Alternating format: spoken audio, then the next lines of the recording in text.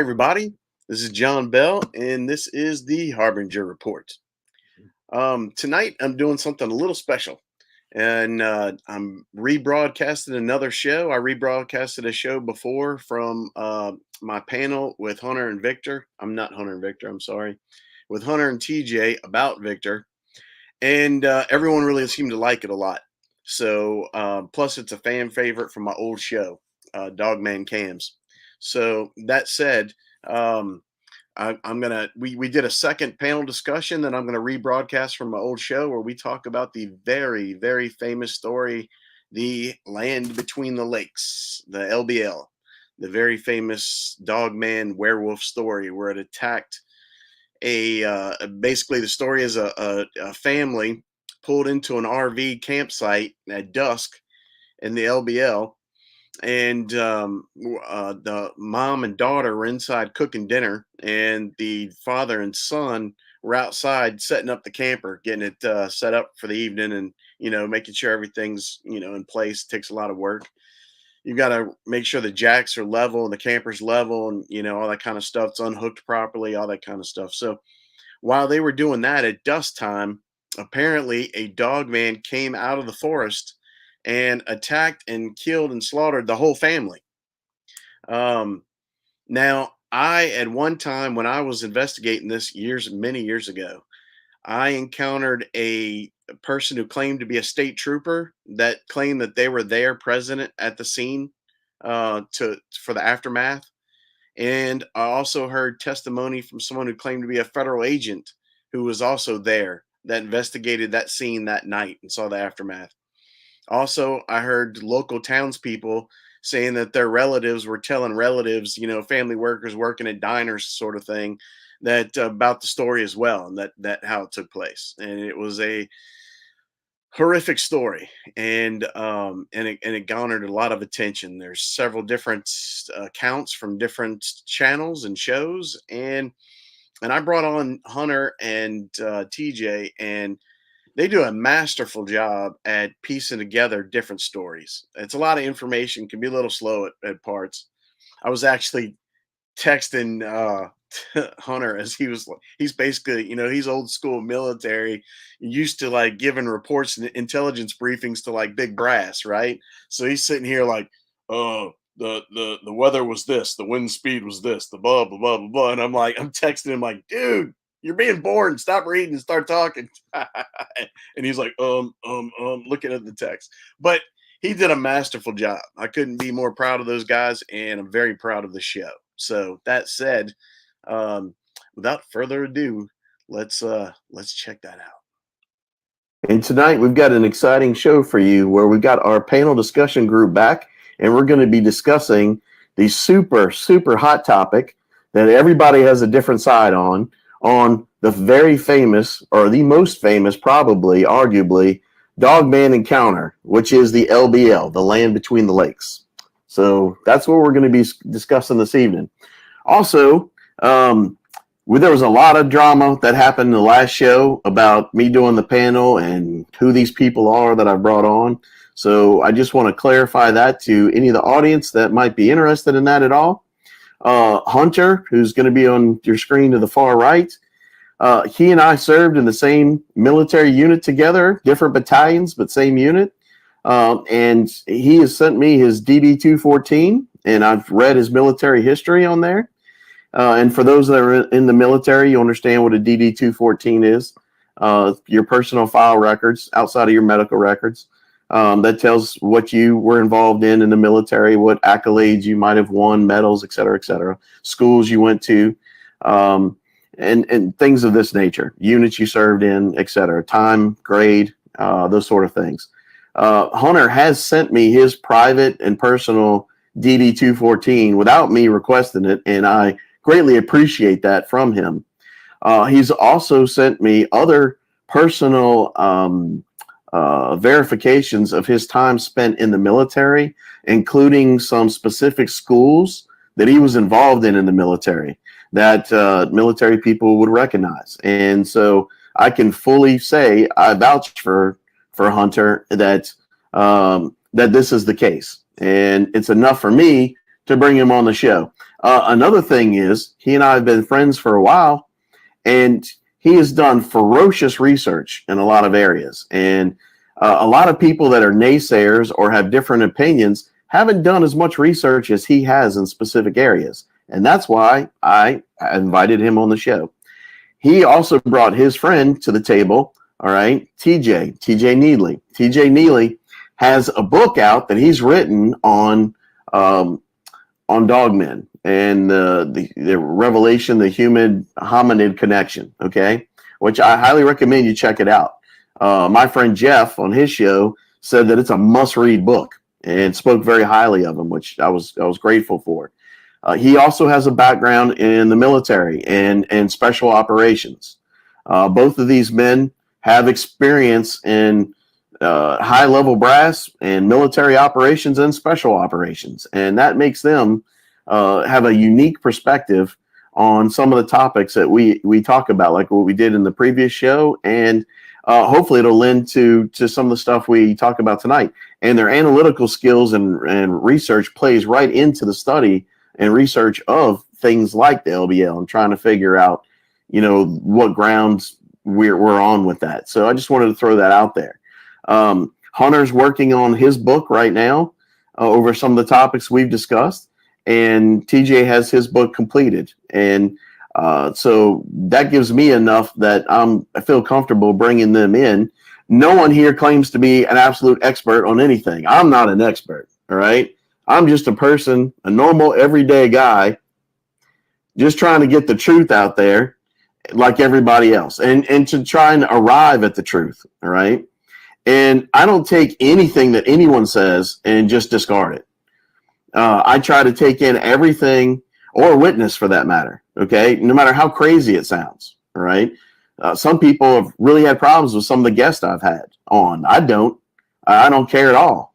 I'm not saying that they're 100% legitimate, but they were entertaining. I like what they had to say, and I like what they had to say on the subject of Dogman, so I brought them on.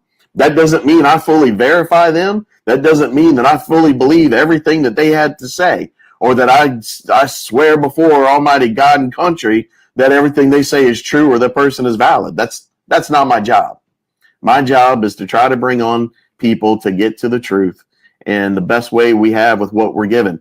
And as Hunter brings up, it's very important on this subject to understand the fact that we're dealing with cold cases, all right? And when you're dealing with cryptids, it's not like a normal police investigation. I was a police officer, okay?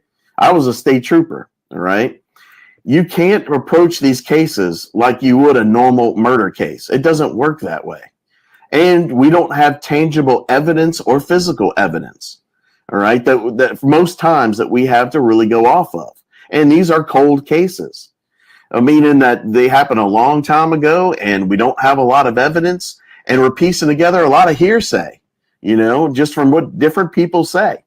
And so we're trying to do the best we can of meshing that together and then come to a conclusion. Well, we believe for various reasons and facts that this sounds more reasonable and this sounds less reasonable, but at the end of the day, I can't say either way. We're just trying to do the best we can, so after that long speech, I'd like to introduce TJ.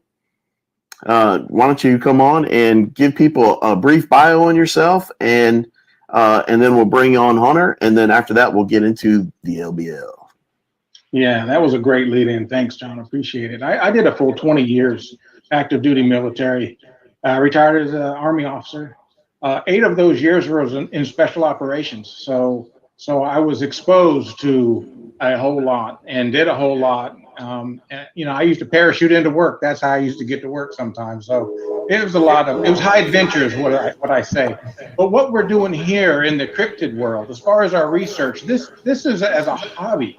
This is as a pure interest, a desire to want to know more about something that we're told that does not exist. And this all began for me back in 1984 when I came across the 9-foot 4-inch Bigfoot in the middle of the Wenatchee Forest. And ever since then, I have been out in the woods, putting myself out there, seeing what else I can see and discover. And I've seen a lot. I've seen the big 3. and my stories are out there. And this is not about making any money.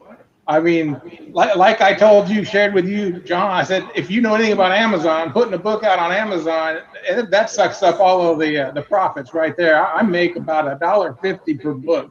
So this is about getting the information out to the people who deserve to know the truth and what else is out there, because there's a good chance if you like to hike, camp, hunt, fish, what have you, you're going to run into one of these things out there sooner or later, and you need to be aware of what you can do to help protect yourself, and also if you know what's out there and then you see one, it goes a little bit easier on you psychologically when you actually come in contact with something that we are told does not exist. So basically, this whole effort here is for the benefit of the people. And we don't get paid for this. We aren't told to get on your show and do this. We are doing this just out of love for the topic, and because this is all about information sharing. So that's it in a nutshell. Absolutely. Fantastic. Hunter?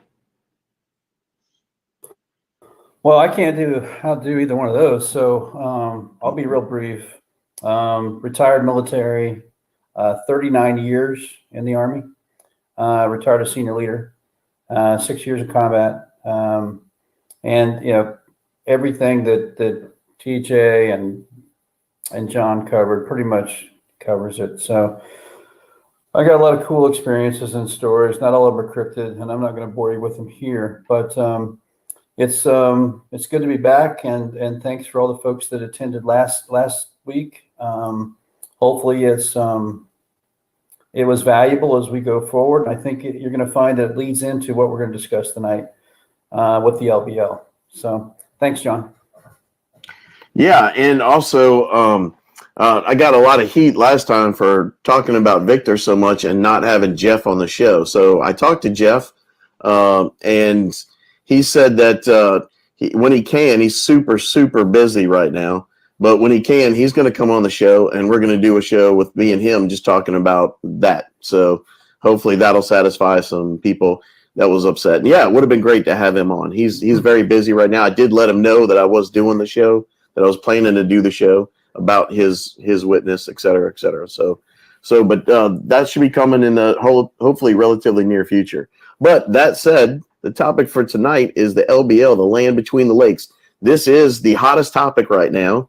And for those of you who might not understand why, it's because someone has come forward claiming to be going by the name of Roger, who is claiming that they were actually a child and an eyewitness that was there the night that this took place, and has given more information about the story. So that's hit the community like wildfire. And several shows, cryptid shows have been doing shows on this, like Jeff did a show. I don't think he took it from a different direction, but he did a show recently on the LBL. Josh Turner's done a show on the LBL, and we appreciate all that. And any cryptid encounter show that's discussing the topic right now. Looks like we lost Hunter. He's coming back. So it's the hot topic, and we want to feed the audience, and we hopefully have some information to share and contribute to the story, and looking at different things that have been said by different people from different angles of the story. And that's basically what we're going to be getting into. So, Hunter, why don't you lead us off with that? Hey, thanks, John.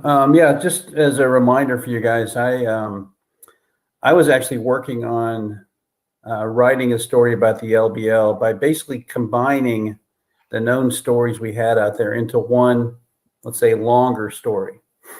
And I had just written up a draft, and I'd send it to TJ for peer review, so see if I'd missed anything or if what he thought my draft was going to be acceptable. And I showed him my source material, which at the time was Kuhn Bo's account, which he gave on Bigfoot Outlaw Radio, and also Jan Thompson's account, and she was the first one to break the story, a few years ago. before anyone else. And then Victor's account, and Victor had covered it several times on Jeff's channel. And so combining those three stories together made for a much clearer picture of what we think may have happened at the LBL.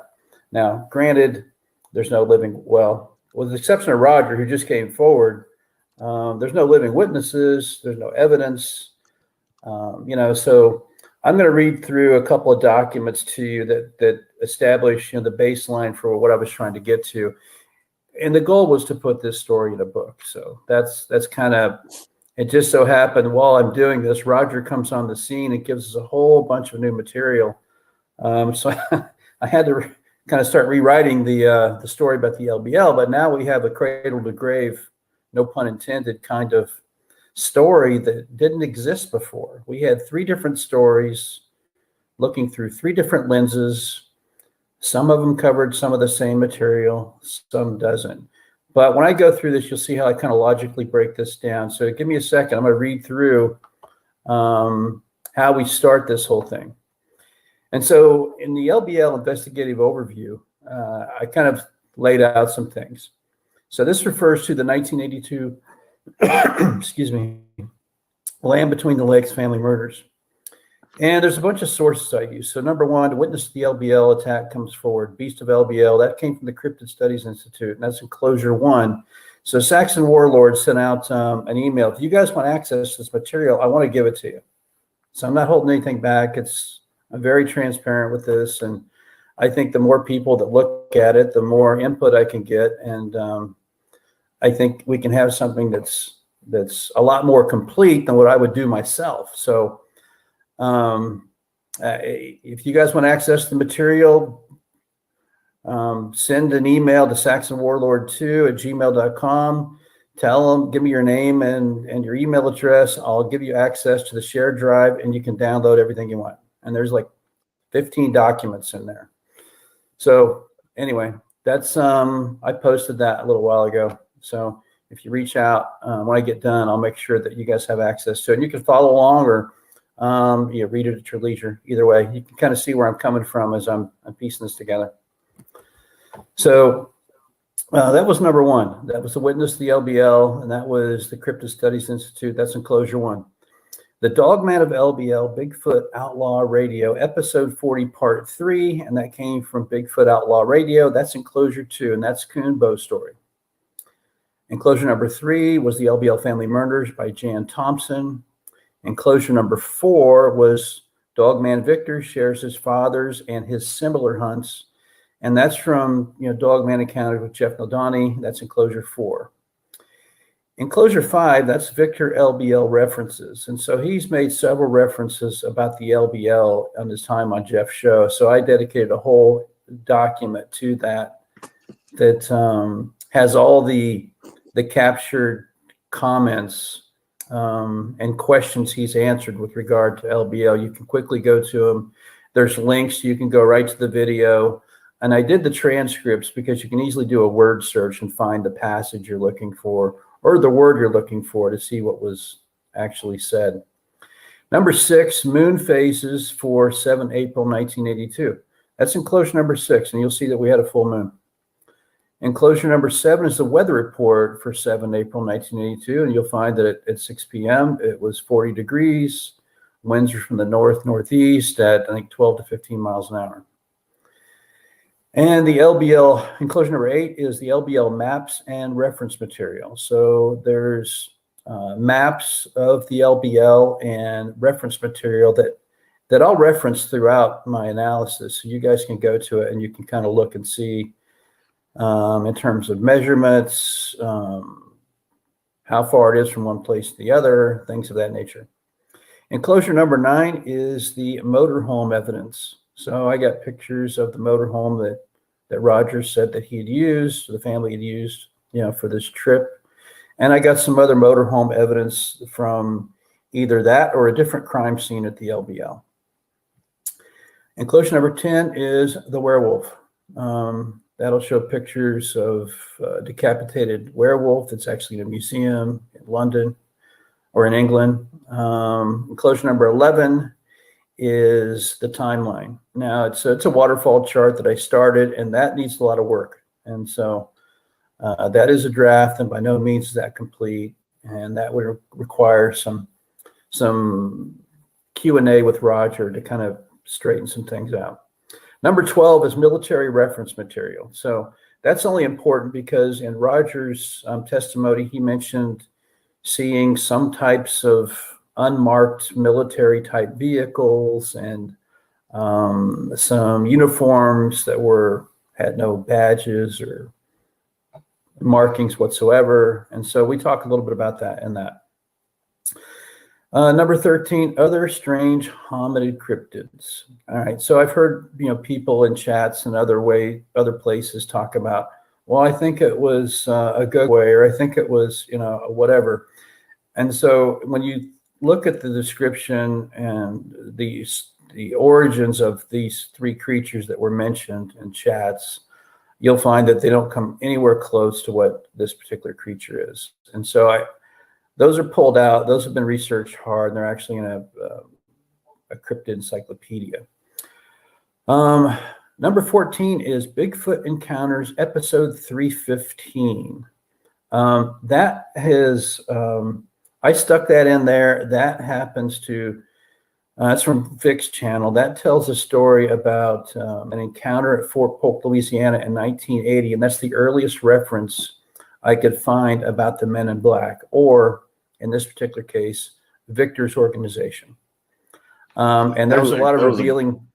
That was a great story, by the way. Yeah, it was.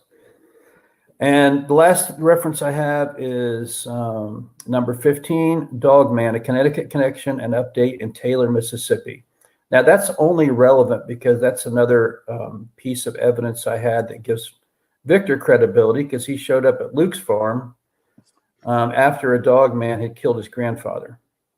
And when Luke's father and friends went to track this dog man a couple of days later after the funeral, they found along the way a lot of empty bullet casings, blood everywhere, and the creatures had been removed. They didn't pursue it. They got a little nervous when they started seeing all this carnage that they think happened. And then Victor tells his part of the story. Yeah, we found, a Bigfoot that was in bad shape that we offered aid to, and we continued to hunt, and we tracked and killed 8 dogmen. One of them had a unique bullet hole in it that wasn't from us, which was from his grandfather, who was later killed by this creature. Anyway, it's a good read. Yeah, definitely. That's a fantastic story from Jeff's show. But what happened here is the Bigfoot was actually protecting him, the Luke, right, from a dogman attack. So and the Bigfoot was critically injured and almost died from the encounter. So again, there was some collaboration. But go ahead. So, John, I meant to include that last week and forgot. But anyway, it's in there now for those people that want to read that. Or the link is there too to go right to Jeff's channel and see that. So the purpose of this was try to get a peer review over some of the analysis I've done and generate some more discussion and try to get a little sharper pencil to some of the areas that I point out. So generally speaking, the story of the 1982 family murders in the LBL is likely the best known cryptid story besides the Patterson film. This story has persisted for many years in various forms without anyone producing any evidence to support this claim. However, as in nearly all cryptid stories, real evidence is nearly absent in every case. And ironically, I just began the peer review when Roger's story came out, when the Cryptids Studies Institute. And so that caused me to take another look at this, and I found his story to be very plausible. I found him to be, I believe, a story. Now there's some things that need to be untangled, and it's about asking the right. And right now, I think adding him to the other 3 sources we have a more complete story. So I break this up into phases, which I'm going to get into. But I'm going to treat his story like it's true, just like I'm going to treat the other stories like they're true. And there'll be pieces that we won't be able to conclude that might be plausible, or we can't deconflict, with other sources. And so we'll have to handle those differently. But for the most part, these stories all fit together. They complement each other more than they conflict with each other. You also find that the word fact should be avoided in this conversation, as the only fact is we don't have any evidence. Only Right. testimony about a tragedy is nearly 40 years old. And the four Right. stories included in this analysis are on equal footing at this point, as none could be proven at this time. So the goal here was to, one, not let this family tragedy be forgotten, expose the dangers these creatures pose to humans, and to expose the humans who continue to cover up these tragedies at our expense. Piece together as complete a story as possible with what we have and what is both plausible and possible from the four prevailing stories that currently exist. For truth seekers, this might be as close to a more complete truth that we can get to. However, we will be closer to that goal with this effort than where we were before. So before, we have now 4 separate stories that you have to read 4 different stories, and no one deconflicts anything for you, because it's going to take, a monumental amount of analysis and research to try to deconflict some of this stuff. And some just won't be able to be deconflicted. So I really want to encourage everyone that wants to contribute or discuss this to jump on board. I could use your help. The end state is to try to draft up a complete story of the LBL for peer review, and then publish this story as part of a cryptids book. Or if John wants to have it here, that's fine too. So having said that, the sources, I've listened to numerous accounts on this event, and the prevailing accounts come from Jan Thompson, which is enclosure 3, Coonbo Baker, which is enclosure 2, and they're the most popular accounts available publicly. In the last year, 2 other accounts have come forward, one from Federal Agent Victor Johnson from Jeff's channel. That's enclosure 4. And the recently released account of the only previously unconfirmed survivor of the 1982 family murders, that's Roger. I'm not aware of any other accounts that are not derivatives of either Jan or Coonbo's account of this event. So if you guys got something that you're holding back on me, by all means, I'm happy to include it in here, because I just want to get to the truth, like many people. So it's not like, I'm married to this particular group of stories I have right now. I think they're significant, but by all means, that there's others that they could add to this. And I certainly don't want to slight anyone who has a different account of the story, and we'd be pleased to add other accounts that are unique to our analysis. So, but bear in mind, these are 4 different individuals looking at this event through 4 different lenses. All 4 had different roles and responsibilities in this event, so their stories will not all be the same. Jan's story uses source material from 2 officers who had been on the scene for a few hours after the murders. Coonbo's sources are from officers working at the LBL after the event, and after providing testimony at event locations, they are now silent from any further discussion on the topic, or in some cases, a lot of these sources they died over the years, they're deceased. Victor alleges he'd made several trips to the LBL over the years, but was not present during the murders. Instead, he claimed that his father and another agent, which was Walt, were the agents that hunted and killed the creature. And Victor reads comments from his father's notes on the official report. Finally, Roger was a 15-year-old boy that was with the family and witnessed some of the murders occurring. And he was present while they were occurring. So in summary, this is what we got. We have one alleged witness who was present before, during, and after the murders. Post-murders, we know he was taken away, returned briefly, and was taken away again, and he is recalling this story nearly 40 years later. Jan's sources were 2 police officers that saw the grisly aftermath of the murders before they were relieved and were replaced by federal agents.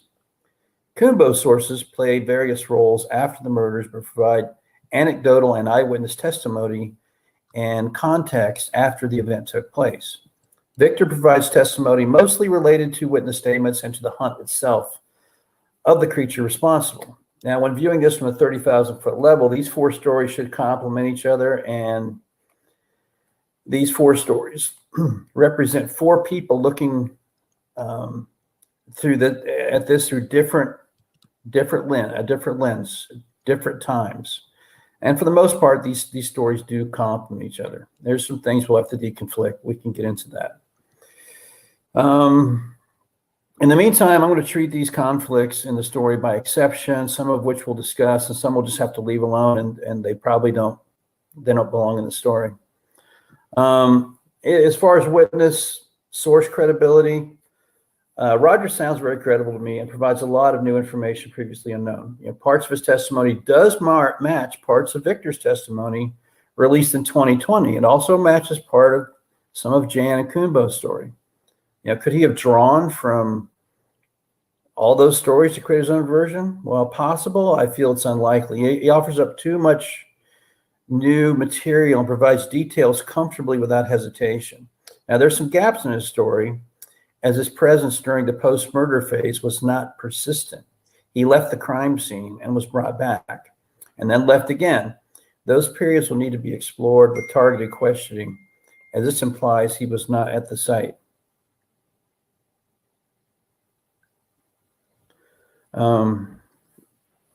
Hey, Hunter. Yeah. We should mention again also, this is all going on in the mind of a 15-year-old at the time. Absolutely. And it was traumatic. Can you imagine experiencing something like that when you were just a kid, impressionable, vulnerable, sensitive, all of this, your entire world turned upside down, and then having to sort that out and it just kind of process it through the rest of your life to the point to where you go, hey, this thing really did happen. Maybe I need to say something about it. So to have someone like Roger come forward today and share his story I think is admirable and very amazing. Knowing what the cryptid environment and society and temperament is kind of like. I mean, you can either be embraced with open arms or you could be shot in the face. You never know. But I welcome this new information, because what we're doing is putting together bits and pieces and data points and information, from many different sources, like a puzzle. We're trying to put a puzzle together so we can get a much broader perspective on what we think actually went down in the LBL that night. So this is all goodness in my mind. No, you're right. And at some point, we have to ask the question, did this even happen? Well, many people believe it did. And in this investigation, we're going to proceed as if it did. Okay. And this is a case that's not for lazy researchers. You must invest the time, energy, and a lot of investigative work in search of leads, qualifying sources, testing credibility, letting your analysis be tested in peer reviews. There are many before us that have done a lot with this. And, so I'm not discrediting their effort at all. Now, there's going to be some distractions. Some people are kind of married to, the story that they love the best, or the researcher they love the best. And, those people are going to come out and, they're going to, as John had said before, they'll sling mud at us. And I can tell you it's because they're married to, their own story, and not necessarily getting necessarily the truth, or it's only the truth that they believe. And so we don't have any limits on this as far as I'm concerned. So what gets me is, I have zero interest in starting a cryptids channel, and am content helping others with their challenges in pursuing the truth. I don't get paid for this, and I have just an undying drive at exposing humans that commit crimes against humanity, mostly local and federal employees that think it's okay to hide information about dangerous creatures or beings and then cover up the tragedies that emerge. As far as the creature goes, there's no evidence to support pursuing demons or creatures conjured up in a Ouija board. This was a flesh and blood creature. And if anyone wants to pursue a paranormal thread, please do. I'm not experienced enough to investigate that, nor do I intend to introduce that method in this particular case. So when I went through all the evidence, I kind of broke it up into 4 phases. So we got pre-attack. So with pre-attack, there's only one witness or testimony that was present or describes the events leading up to the attack, and that's Roger. He's in closure 1. So if for those of you that have the information, I'm referencing enclosure 1. So after pre-attack, we have attack. Now there's only one witness to some of the attack, but he was present for the entire attack, and that's Roger. That's actually referencing enclosure 1, 6, and 7. So we have pre-attack, we have attack, and now we have post-attack. All the sources used for this investigation discuss this portion of the event with some variations, and that'll be enclosures 1, 2, 3, and 4. Now, after the post-attack, we have the creature, and that's track, hunt, and kill. There's only one source that discusses this portion of the event. So what I'm going to do next is I'll take a slight pause for John and TJ to jump in, and then we'll go into the common threads. So I've been hogging up the mic, and I'm sorry for that. So No, that's all right. One of the viewers was asking to show a track, so I thought I'd do that while you were talking. Hope it didn't distract you too much. But no, that's fine. Yeah, and that's the thing too with research. It's a lot to throw out like that. So, but yeah, we just try to do it the best we can. But as far as me, this was one of the first stories I heard of when I first started investigating Dogman encrypted activity, and I got to say it was one of the stories that affected me the most. Because when I heard about these children being basically slaughtered, that really boiled my blood. Because and that's a large reason why I decided to do this show or pursue this direction. And that's because I think it's a duty as a police officer and prior service and stuff like that, that we do those jobs because you want to help protect people. And you want to help protect innocent people, especially. And when you hear about an innocent family camping in the woods that just gets brutally slaughtered. Now, I would like to quantify that by saying that there are many.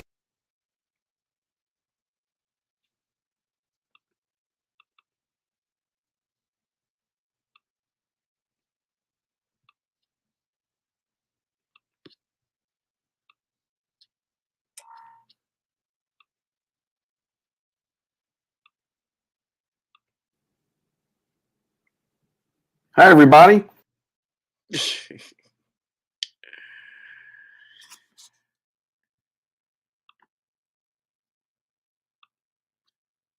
Sorry, I messed that up. Of course, I accidentally hit the wrong button and removed the file by accident. So I've got to try to find the spot where we were at. And I don't have a timestamp, so uh, bear with me.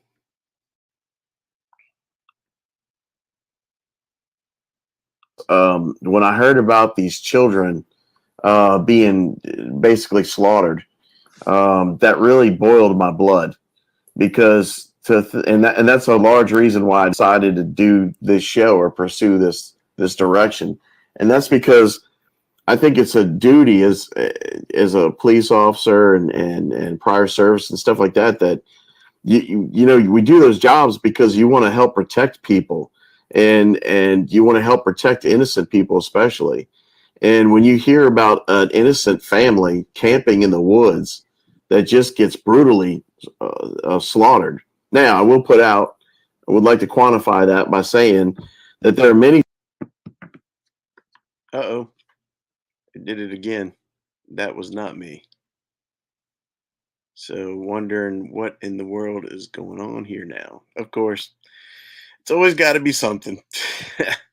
It seems like it's jumping straight to the end and I'm not getting the whole video. Might have to do a part 2 if it keeps acting up. Let's see, I don't know why it's jumping to the end. Trying it again. Because and that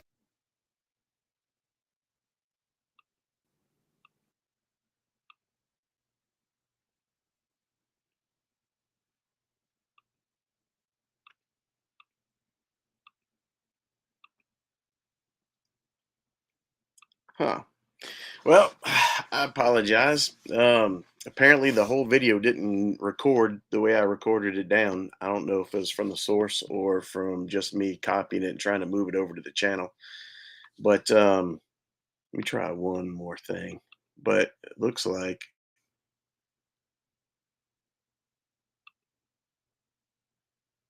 I'm trying it on another source here. Give me a minute.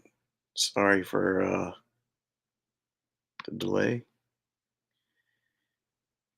Yeah, I don't know what's going on because on the video I've got right here, it's going further. I don't know if there's a time thing on this. I'm gonna try and add it again, see if we can get past it. Okay, it was right around the 34, 33 mark. Try 35, see if it'll work. You know what? I'm gonna remove it entirely and add it right back again. See if that helps. Because on the source I've got, it's showing the video full. Let's see. So I'm removing it from studio. Sorry for the technical issues, but nothing new for my channel because it always seems like always seems like I've got some kind of a technical issue and it's something different every time. Let's see, video file. I'm just going to try and re-add it, see if that helps at all. Apologize, everybody. Yeah, because the source I have goes beyond that timestamp. So, yes, even here, I don't know why it's skipping. Maybe if I go ahead a little bit, it might work. Let's see. Let's play around with it. Some of the things going through here, and I start with back it up. Back your head, right? And whatever anyone wants to call that, I would highly suggest and recommend to any of the listeners, if you ever are in a situation like that and you hear a little voice in your head like that, follow what it says absolutely to the exact detail, because it's that little voice that's going to get you out alive. All right. That's right. So That's right. that was something that we were taught, especially in law enforcement, you know. But I call it intuition. I also call it my guardian angel. You can call it applesauce and bananas for all I care. But if you want to live, you better doggone listen to that voice, whatever you want to call it. You know, we too have a sixth sense, and it unfortunately I discovered that a little later in life. But if you learn to listen to that, and it's kind of primal, you can benefit from it, and it'll help save your life. I mean, even in combat situations. I mean, I've had that little voice. What I've learned is we're all born and created psychic to some degree. That's just the way we're built. That's the way we're made. We all have intuition. The problem is some of us have it stronger than others. Some of it never learned to use it or exercise it as a skill, just like just like learning to drive a car or learning to read. It opens up an entirely different world, or becoming an airplane pilot. You know, it opens up an entire world you didn't have access to before. And it's the same with that, but we're not taught that. And I'm not talking about like tarot card reading or you know, palm reading and that sort of stuff. But there is intuition, and we are created that way to understand. If you feel like you have an encounter with a cryptid, and you feel in fear, or you don't feel fear, you just feel curiosity, I say rely on that feeling, because I've noticed there's a pattern for that. And I think it's delivering a message in that pattern, you know. And lots of people have said, I heard a voice tell me, don't do this, duck here, run now, wait, don't move. You know what I mean? And listen to that voice, right? When I was a police officer, there was never a single time that I pulled a car over. There was never a time I even had to open my door before I knew in my head if I would need to call backup or not. I had a voice that told me I would need to call backup every single time. And I even tried to test it. I wouldn't call just to see what would happen. And sure enough, I had to call backup. Yeah, just every time. Or you hear that little voice that says, hey, Moron, don't put your clipboard on top of the car. Because if you set it here, you're going to drive down the road and see all your reports from the week flying in the air. You know what I'm saying? But anyway. Yeah, I do. So, Hunter, where are we at with the breakdown of the analysis? I'm gonna jump into that. I want to say shout out to Carol Edwards. I saw you last week. Thanks for joining again. She's a friend of mine. Good. So, Drew, did you get the link? I sent you the link to access the document. So if you didn't, let me know. So as we jump back into this, some of the things going through here, and I start with Roger's story. So common threads, I think, that are key to the story. Number one, Roger mentioned in his story the creature was found in the tree. Not Connie, the little girl, and that the creature was found dead in the tree, actually had a piece of her sweater in its claws. So Roger admits seeing the creature in the tree. He later reveals that he was taken back to the tree and saw it with flashlights. So it tells me it was dark, and he was more than 50 feet away from it. I want to say it was 50 yards, which, would be 150 feet, if I recall correctly. Now, so Roger mentions this. The creature was found in the tree, and he saw the creature. They took him back to to that tree so he could correctly identify the creature. Now, it just so happens that a year ago, Federal Agent Victor Johnson also reported that just before my time, but it was my dad's case, it was a werewolf. It was 7'10" and weighed 450 pounds. He shot it out of the very tree that it took that little girl up and then hung her on the limbs. And he had to climb up the tree and cut the limbs so the werewolf would fall to the ground. Now, this particular part of the story is not referenced by Jan or Kuhnbo. So you got that particular thread is confirmed by Victor. Roger said he saw it in the tree. Victor said his dad shot it in the tree and then had to climb the tree and cut the limb to get the werewolf out of the tree. So the second thread that I found that Roger mentions could also be referenced. He mentions the murders was over fairly quick, meaning the attack was over very quickly. Levi fired a 20 gauge shotgun at the creature. Roger fired a 410 shotgun at the creature. Well, last year, Victor confirmed on 19 November, he reads from his father's case notes on the investigation. And this was the other nameless agent mentioned by Roger that accompanied Walt.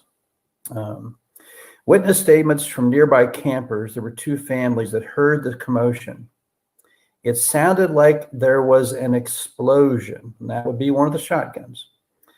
There was screaming. You could hear metal ripping, they said, and both of the men from the other families jumped out of their campers to see what they could see. They were shining lights back there and said you could see the trailer shaking, and then it was over in a minute. 60 seconds, everything stopped. And so that kind of confirms that what Roger mentioned, that the murders were actually over very quick. And that can be referenced in enclosures 1 and 4 for those of you that are following along. Number 3, Roger describes the creature. Now, again, we're covering the common threads from Roger's story that can be verified by the other stories. So number 3, Roger describes the creature. It's more human. Like I said, the thighs were thick, the calves and the feet were kind of weird. They were long and narrow, but they looked like a human foot that was just long and narrow. And this thing had, the hands were oversized. They'll say that they were bigger, proportion. The body was didn't have these long, huge, 8-inch claws or anything like that. I suppose they were, a couple inches at most. And to be honest, that's why I really thought, even years later, to be quite honest, that these were people in suits robbing or trying to murder. And that's what I had thought. As far as how they looked, I told you they looked like very athletic men in a hairy suit. Real thick thighs, big upper body, shorter snout. The ears were more down instead of being clear up on the head. They were more kind of, spaced out a bit. You could see the glimpse that I got that day. You could see the teeth. They weren't, hanging clear out of their head and stuff like that, like people think. Okay, so I'm reading his testimony word for word. That's why it sounds that way. So, and what Roger's describing here is a werewolf, not a dog man. Others have commented on various other creatures which did not even come close to Roger's description. We know it was not a dog man, nor was it Gugway or a Ganosha or a devil monkey or whatever else has come up. It's just not that. And the reference for this is enclosures 1, 4, 5, 10, 13. And if you go to enclosure 8, exhibit S for the type and variant, you'll be surprised at what you see. So that'll be enclosure 8, exhibit S. Federal Agent Johnson reported on 19 November, the creature was coming back, and it came back to that very same tree. It was looking up to see if she, Connie, was still in the tree, but she wasn't because she had been taken down earlier. And that's when my dad took it out, and it was a werewolf. Victor replied, "It was true, Arlene. It was in 1982." And this is him answering a question on 21 March, a year ago. It was one of my dad's cases towards the end of his career. It was a werewolf, and it destroyed that family. It was a wild werewolf that did not have any ear markings. The tree they found the little girl in is the same tree he killed the werewolf in 2 or 3 nights later. So you can reference enclosure 5 for that testimony. Now, Victor described the werewolf on numerous occasions on episodes on Jeff's channel in 2020 as having a body just like a human, except much larger, more resilient, covered in short hair. Nearly all adults are over 7 feet tall and have 2.5-inch claws on very large hands and 1-inch claws on large human-like feet. They have a flat type face with pronounced canine teeth and pointed ears mounted low on the side of the head and does not have a tail. In Jan Thompson's report, she mentions this as well. The claw marks, for instance, on the back of the father's corpse were distinctly made by 4 long claws with a smaller digit, like a thumb on the side. Its span was wider than that of a man's print. These oversized hands match Roger's description. This is also a characteristic of a werewolf, as a werewolf has 4 fingers and an opposable thumb. A dogman has 5 fingers. And you can go and reference enclosure 3 to get more on that. Kuhnbo does not address this description of the creature in his report. Okay, so we just covered 3 common threads. TJ, John, any questions so far? No, You're go doing ahead. it good. Okay, so I'm going to move on to the 4th one. You're going to Okay. like this one. This is going to be your favorite. I don't like it. Number 4. This is from Roger's report. These gentlemen showed up. Roger's statement. I don't want to say they were FBI because I don't know. And he's stuck to that, even though he's been questioned a bunch of times on that. They're the people that were there, and they had absolutely no identification as far as being FBI or anything like that. But they absolutely were not local police. They were not state police, anything like that. They're the ones that did take me back to this campground, and they're actually quite nice to me. I was taken by 2 men. The one was named Walt. I don't remember the other one. Okay, Victor reported in 19 November. Next morning, early, they started the hunt. My dad and the other agent were there, and they had already found the little girl. Okay, so we know that that's these gentlemen, they're CIA. Okay, so Victor's dad was the other unnamed agent that we know of that was partnered with Walt. Walt has been mentioned by Victor before, and I'm sorry I couldn't find the reference for that, but I knew that name as soon as Roger mentioned it. I heard Victor mention that agent's name before. Nevertheless, we know there were at least 2 agents there, Walt being one, and in Victor's report, his dad being the other. But there may have been more. So, and Jan Thompson, what she reported was after about 7 hours, most of the officers were sent away as a new team of investigators arrived. And they were told not to talk to anyone of the incident, especially not the media. And so, again, this is the third mention of these federal agents showing up at the crime scene. Now, Jan got this from the 2 police officers that came into her restaurant at about 3 a.m. Now, they had been on the crime scene for about 7 hours. And so that kind of puts them, at the crime scene around 7 p.m. if they were there that whole time, something I don't know for sure. We can't verify that at this point.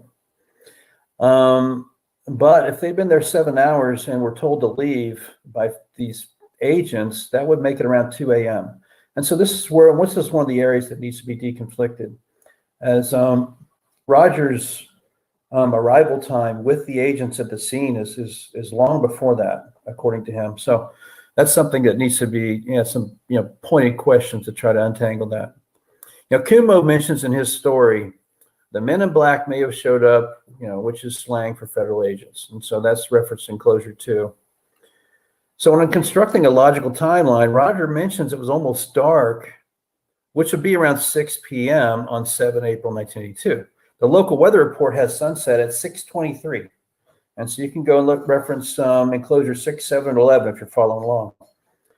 All right, so we've just covered 4 common threads. The last one's a little weak, but it's important nevertheless. Well, it's not the last one, but it's the next one.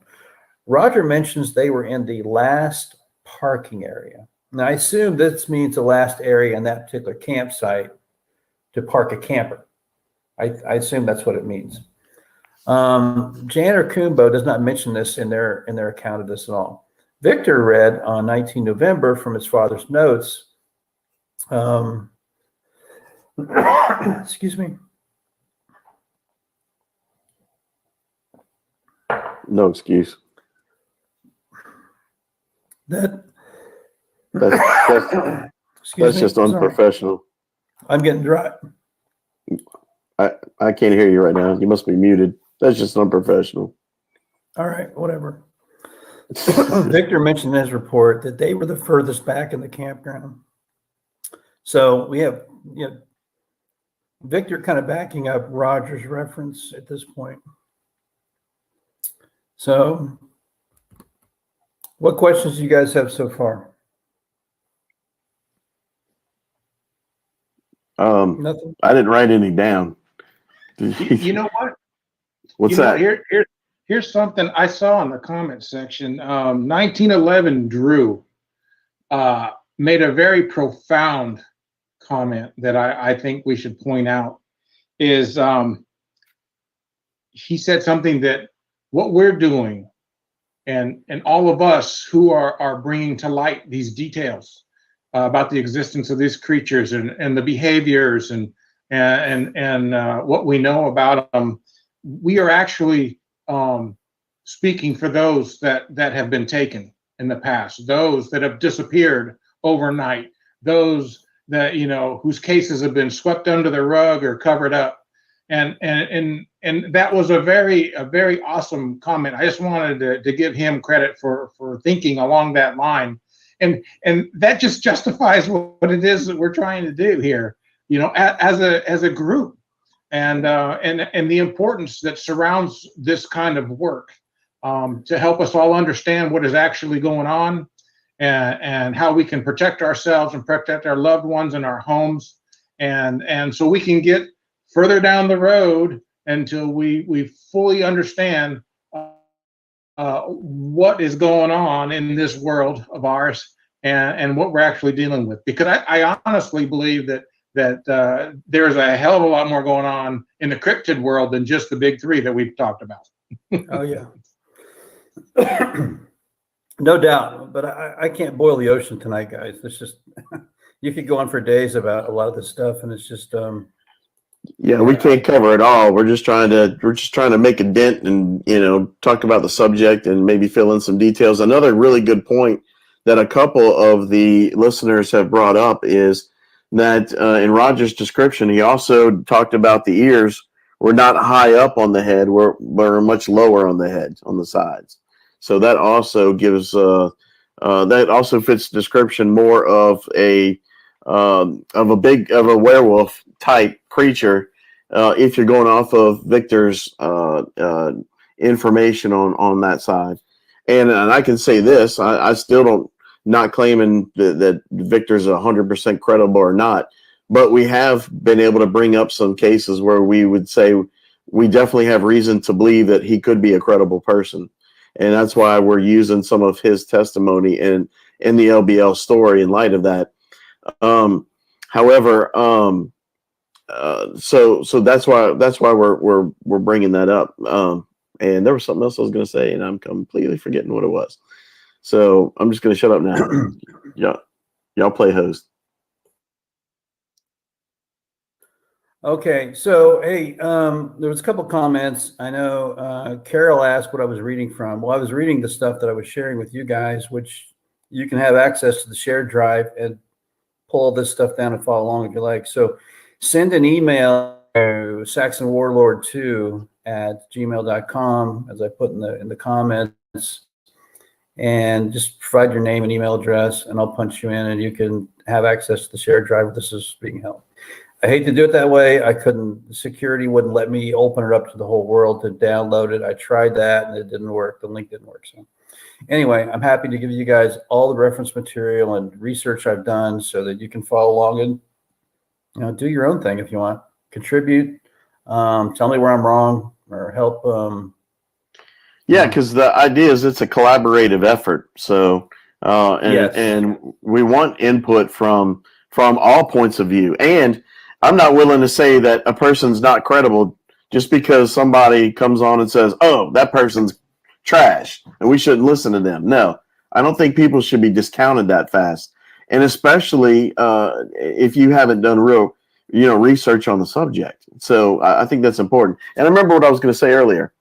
I have listened to many people's testimony about their eyewitness encounters, and they specifically, on multiple occasions with multiple eyewitnesses, have described what would be a dogman type cryptid, and then specifically, many times the same person has a description of a cryptid that it comes across as a werewolf, just as Victor's description of them. And these are people that aren't familiar with Victor or Jeff's show, to the best of my knowledge, on those subjects when I've talked to them on that. And that's a common theme that most witnesses talk about. I can't go into all these, type 1, type 2, it was a type 3-4.5, right? It had 3 hands sticking out of its left nostril, Yeah. I don't buy into the whole type thing. Oh, it was a type 2, it was a type 6, it was a type 4.5-3. I don't get into all that. So when I came across the LBL story, and this was early on when I started doing any kind of research or investigation into this stuff. So unfortunately, I don't have source material from when I first got into this stuff. I started trying to be more accurate with that as I went on later, so I could reference where I got information from, or collating data, so to speak.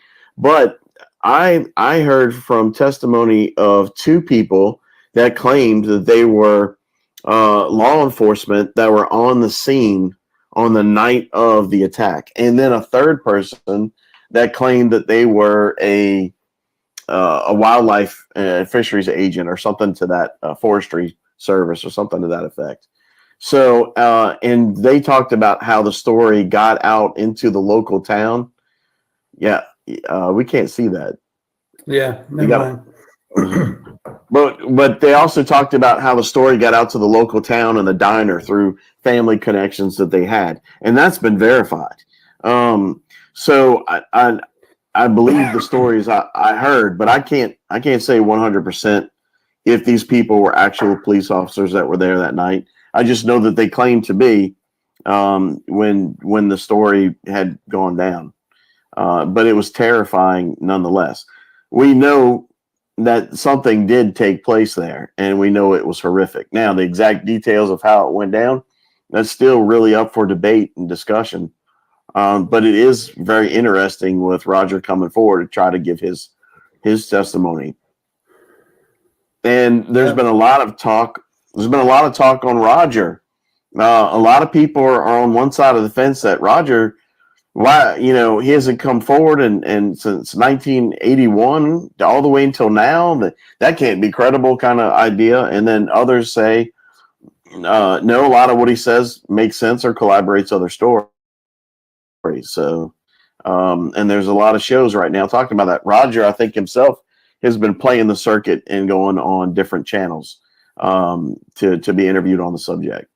So, let me ask you, Hunter, what are your thoughts given everything that you know on the subject and, comparing different stories of different witnesses or leaders in this cryptid field or whatever? What do you think about Roger as far as that? I think he's credible. And to be honest with you, I don't think he should be treated any less than the other people that have written about this. I mean, I don't think he's any less credible than Kumbo, any less credible than Victor, any less credible than Jan Thompson. I mean, they're not here to defend themselves, so I'm putting him on equal footing with them at this point until there's a time that I wouldn't want to do that. And right now I'm not at that time because there's no evidence to support that he's lying. So it's he comes across as, and he's been very consistent in his.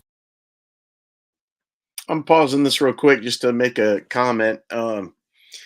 This picture I've got on the screen right now is this is the variance picture that Hunter was just showing with his phone that we could not see on camera. So I went and pulled it up. This is the variance. Now it's other shows and other show hosts and so-called investigators. Just because they were some of the first ones to be talking about the subject publicly, they came up with this whole variant list here, and then people just started following it like it was gospel. None of us adhere to this variance list. We don't follow it. However, that said, there are some different types of dogmen and stuff. That's clear. And this one in particular, this hyena looking thing that you see in the middle, on the right side middle of this photo, that is something that many people have claimed to have seen, as well as there's also a cryptid that's not a wolf dog man, but a like a fox type of dog man, which is much smaller. And to my knowledge, not a single one of those has ever hurt a human being. Although there's been many sightings, especially around the Appalachians and in that area around the Smoky Mountains of those creatures. Now, also there was a video that was released by North American Dogman Project, and in that one there was a wildlife and fisheries agent that was dying of cancer and wanted to get a story out. I don't know if we're going to cover it in this one or not, but he talked about in the middle of the day he was offshore in a boat and saw a young couple in a tent on shore, and one of these creatures he thought was a horse at first, it was so big, but he said then it stood up on two legs and started approaching the tent, sneaking up on it like it was going to attack, and he started yelling, and a young couple steps out to see what the commotion is. He's trying to draw their attention, this creature sneaking up behind him. They can't understand, they hear him but they can't understand what he's saying.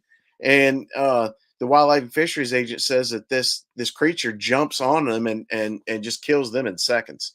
And he described it. It was in the middle of the daytime, and it was in the LBL, the land between the lakes. That's where he worked. And he said that creature he described as being a hyena looking type of dog man from the best vantage point that he could see. But again, we don't go into all these different variants and believe that that's anything true, other than there are some different types, and there are some stories specifically of a hyena looking, even being spotted, not just looking like a hyena head, but having the spots on it like the hyena does. But most accounts are of dog men, and something that's not in this variant list is werewolf. So, and that's what we all ascribe to, is Victor's account from Jeff Nadalny's channel of there being, he described there's two main types, and that's dogmen and werewolves. And the dogmen, as the pictures I was showing back and forth before, a dogman has a much larger head, much larger snout, has a tail, and has legs like a dog, even though it has raccoon to human looking hands and shoulders like a human. All right. It can run on all fours or on two legs. This is a dog man. Okay. Or what's commonly referred to. Now, dog men are super dangerous because they often run in packs. All right. Now, that would be as opposed to a werewolf. Now, this picture here is a movie prop. This is not real. It's a movie prop for the movie The Wolfman. But I use it because it gives you a very good idea of what an actual werewolf would look like. It has a much smaller snout. It can still have a elongated, pronounced snout, but not as long as this one, which is huge. I mean, it's like, that's very long, over a foot long. Whereas here it might be might be up to like almost 6 inches, but it's not as pronounced as the other. The ears are more laid back on the side of the head, aren't as pronounced, where many of the dog men, they stick straight up on top of the head. You see this one, it's straight on top of the head, but here they're further back. It's almost like they said, they gave a good description. It looks like a human in a suit, for all intents and purposes. It has human honks or knees that bend like a human. Almost looks like, many have described it as what looks like a Bigfoot, but with just a canine head on top of it, as opposed to, being an actual canine looking figure with the tail, backwards legs, and the more pronounced snout.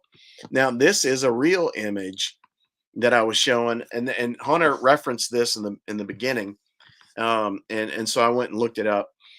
But this is a real image of a werewolf that's in a display case in a museum in England, and that's what this is. All right, but this would be a real werewolf. Notice the snout is not a super protruded. The ears are much smaller back on the face.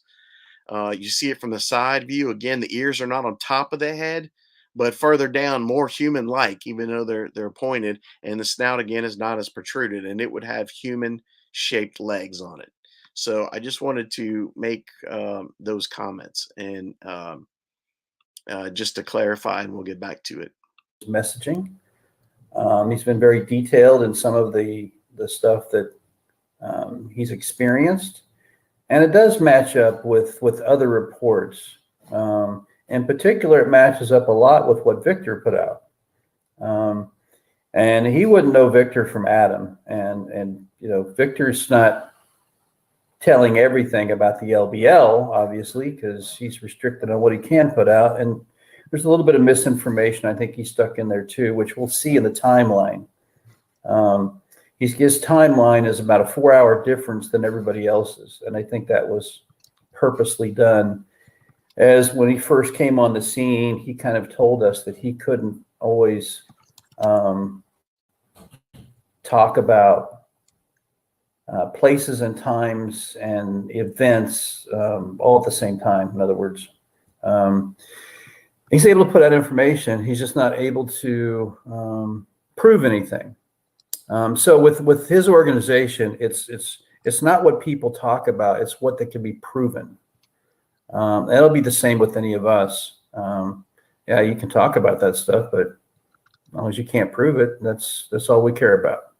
And something people are bringing up in the chat room is the fact that Roger stated that the little girl was found on the grounds next to the camper whereas many of the other stories talk about the girl being found in the tree. So that's certainly something to discuss. Yeah, so I don't recall Roger ever saying that. As a matter of fact, when asked the question, he couldn't really answer it. So I don't know if he knows, and that's actually one of the questions I would have for him if I were, interviewing him is, where was the girl found? Do you know? If you do know, how do you know? Did you see her? Did someone tell you? Did you see a picture? And that location, how close was that to the camper? Was it close or was it further away? And so there's a lot of questions with relate to time and distance and the questions I have for him. When I listened to Roger's story, he said that it was absolutely absurd about the girl being found in the tree. He said that she was on the, I believe he was, if I remember correctly, and it's been a little while, he said that her and the mother were found on the side of the camper, on the outside of the camper. Some say inside of the camper. I believe he said outside of the camper, if I'm correct on that. But he had said he made an issue about it was absurd about this completely made up story about her being in the tree. Although that's the biggest account. Yeah. Go ahead. So yeah, that's like one of the questions is why is that absurd? Right. And I think from his experience, they took him back, as he said, to see the creature in the tree. Now, he sees the creature in the tree, and he still thinks that creature died in the tree from a non-lethal gunshot wound from a 20-gauge shotgun and a 410 shotgun, which, that's kind of absurd because if anyone that's been following, any of these creatures, they don't hardly flinch when they get hit with a high-powered rifle. And so, getting hit with a 410 and a 20 gauge is probably going to cause a little itch. That's about it. So it's non-lethal. Two non-lethal gunshot wounds, of which he admitted that the part of the 20 gauge, unfortunately, that particular shot hit Stephen as well. So you didn't even get the full force of a 20 gauge on this creature before it was on Levi, and he became the second victim in this tragedy. But so he doesn't know that the agents actually hunted this thing in his absence and killed it, and they brought him back to correctly identify the creature. That's what I think happened. If you get into Victor's report, matter of fact, every time he's talked about the LBL, his dad shot this thing in the tree. His dad had to climb the tree and cut a limb to get the werewolf out of the tree. He hunted this thing and they killed the family. So, and it was a wild one. It wasn't even from the breeding program. So he's been very consistent on messaging the creature with regard to the LBL that killed the family. Now, what Roger also says, so Roger doesn't know that this hunt occurred. He's oblivious to a whole bunch of things he wasn't exposed to, and that's okay. Eventually he might discover it, or he'll hear some of these things and think, wow, I didn't know that. So I think Roger has some blind spots he's not aware of because he wasn't there for the entire process. He left the crime scene, was picked up by the farmer, went to his house. Agents picked him up in a couple hours or whatnot, took him back, went over the crime scene with him, tell us what happened. He described that. And then we don't know what happened, how long he stayed there before he left, because he does mention going to this 2-stall, cement block building in a town that starts with an H, which we thought was Hopkinsville.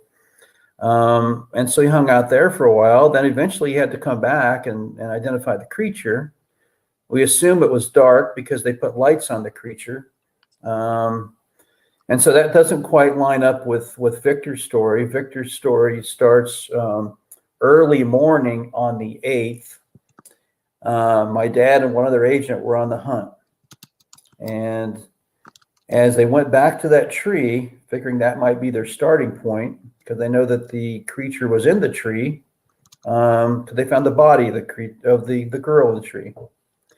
So as they're there and then making their way back, and they thought they would start the hunt later, they caught movement out of the corner of their eye. And they look across this opening, this like meadow, and they see this creature. And so they duck down and they wait, and sure enough, this creature just comes walking right up to the tree, looks up at the tree and finds that, the girl's not there, climbs the tree, and his dad shoots the creature. It gets stuck on the tree. He has to climb the tree and cut the limb to get the creature out. Now, what I'm thinking through Victor's story, it sounds like daylight. It does not sound like it's dark.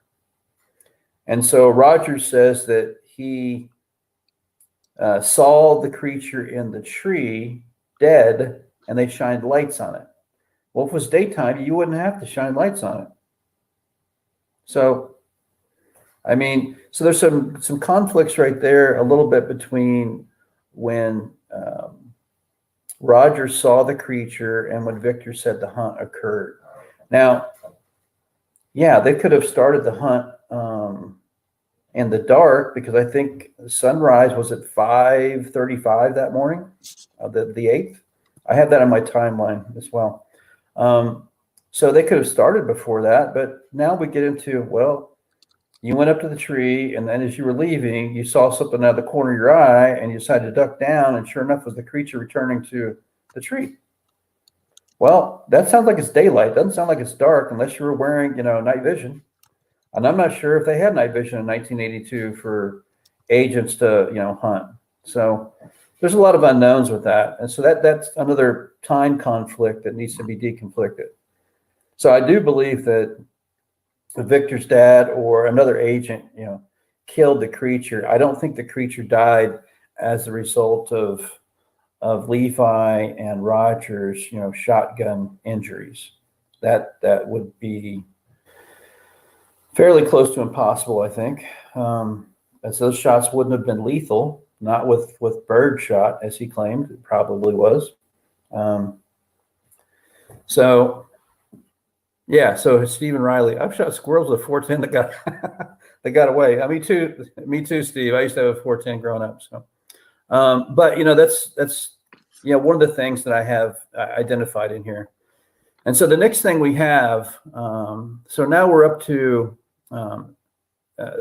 number 6, and these are the common threads. Okay, Roger claims the attack occurred around dusk. Okay, so we know that sundown or sunset was at 6:23. That's in my weather report that I have. We know that there was a full moon, and the full moon was visible right after that. That's also in one of my. And we all know about werewolves and the full moon, right? Yes. I'm sorry. So as Victor has claimed, they do get a little more excited during a full moon. So Victor's report is the only. Yeah. So Victor's report that is the only report that differs on the times based on the witness reports and events that he described in his report. So everyone says it's happened around dusk. Jan Thompson, I think, mentions that. Kumbo does it. Now, Victor says that these events happen between 10:30 p.m. and 12 o'clock a.m. All the other reports, indicate right at dusk. And so there's about a 4-hour difference there. And I think that, I'm going to stick with the dusk story because that's the prevailing one as I'm thinking how I'll do this. And I think that Victor may have changed the times just as he couldn't reveal the exact times. And he did mention that he wasn't even cleared to reveal the names of the victims at this time. So Jan Thompson account claimed the 2 officers were on site for over 8 hours when she saw them at 3 a.m. So that would put them on or about the crime scene at 7 p.m. right after it got dark. And so if it's a crime scene at 7 p.m., that means that the crime happened before 7 p.m., which would have put it closer to dusk or, before sunset. And Kumbo, of course, he also claimed that this happened around dusk. So those are some of the common threads that can be verified, between Roger's story and the others. Now, there's probably more than that, but those are the big ones that stuck out for me that I got a hold of. So, And let me see. All right, so we have some other people that need access. So, TJ, any questions or comments, or John? Yeah, TJ, yeah, we haven't heard from you in a while. Do you have anything to say? I'm enjoying this. In my mind of many minds, I have this story in a box, basically. Family went camping, beast crawled out of the woods, killed the family. A lot of details, were swept under, the carpet.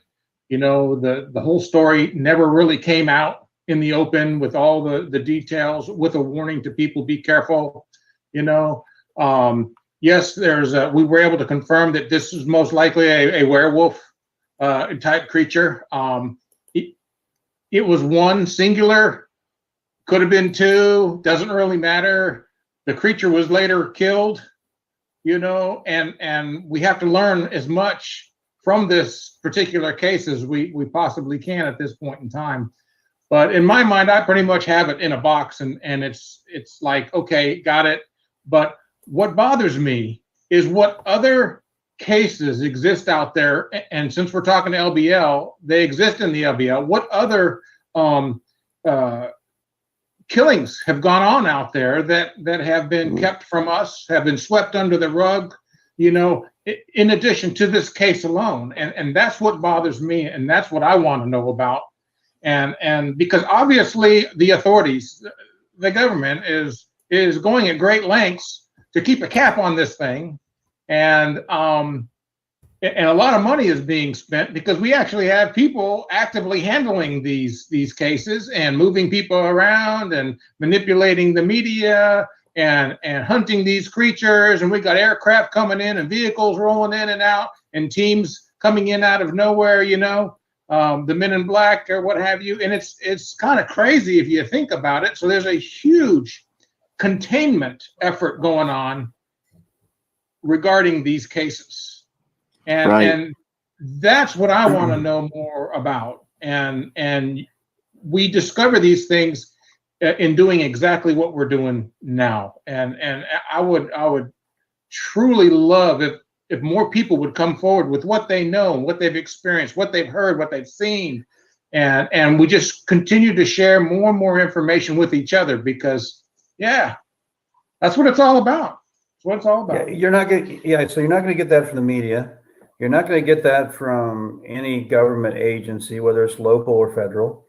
And you're not going to get that from scientists. You're on your own. And the only and we're back to where you just said, TJ, we have to share it amongst ourselves. And so, hey, I'm putting everything out there just related to this case that I hopefully will end up in a book, but this is where I am so far. So I welcome any folks that got any comments or theories, or if there's any material or that I've left out, by all means. Right. So I just let a whole bunch of people into the shared drive. So if you requested access, please verify that you've got it and you have access to everything. If you didn't, I can redo it, I guess. So but let's get back to. Go ahead. Just one more comment, real quick, Hunter and John. I saw what I identified as a werewolf creature up in New Mexico back in 2007. And that's the only encounter that I had. And I saw it from about 400 yards through binoculars. And that was enough to shake my world, because I thought it was a big bear at first. And then I said, oh my gosh, this is a big Sasquatch, until it stood up and looked at me. And it was like, oh no, this is something completely different. And I couldn't talk about that to anybody. Everybody back then, okay, yeah, Bigfoot, Sasquatch, Yeti, what have you. They were more open to discussing that. Yeah, you saw one, well, good for you. But I could not talk about, this other bipedal cryptid creature. And then in 2014 is when I saw my first dogman creature. And it was actually a small pack of 3. And that was across the field about 200 yards away. And I was looking at them through binoculars. I actually tracked them.